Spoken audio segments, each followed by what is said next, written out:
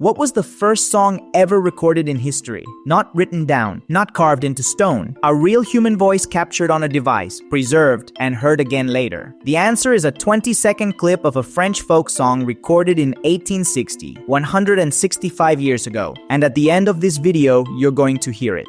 But the story of how it got recorded, completely forgotten, and eventually heard for the first time after 150 years is just as incredible as the recording itself. His name was Édouard-Léon Scott de Martinville, a French printer and bookseller living in Paris in the 1850s. Not a scientist, not an engineer, just a guy who read a lot and got obsessed with one question. What if you could capture sound the same way photography captures light?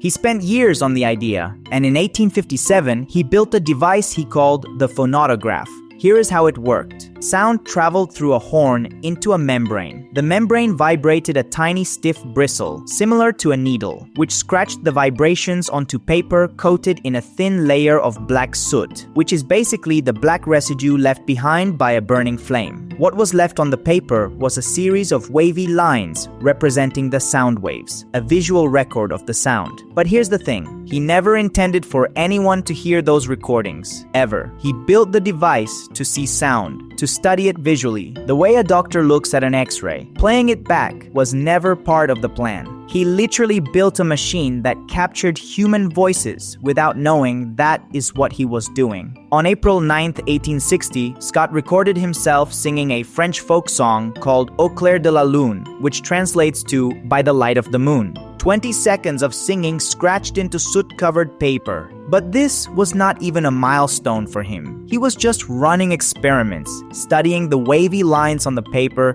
trying to perfect his device. A year later, he formally submitted his recordings to the French Academy of Sciences, hoping the scientific community would recognize his work, and in a way, they did. The phonautograph became a legitimate tool used by scientists to study acoustics for decades, but nobody ever thought to play it back. The concept of playback did not exist yet. From his perspective, he had done exactly what he set out to do. He just had no idea what he had actually accomplished. Then in 1877, 17 years later, Thomas Edison invented the phonograph, a machine that could actually record sound and play it back.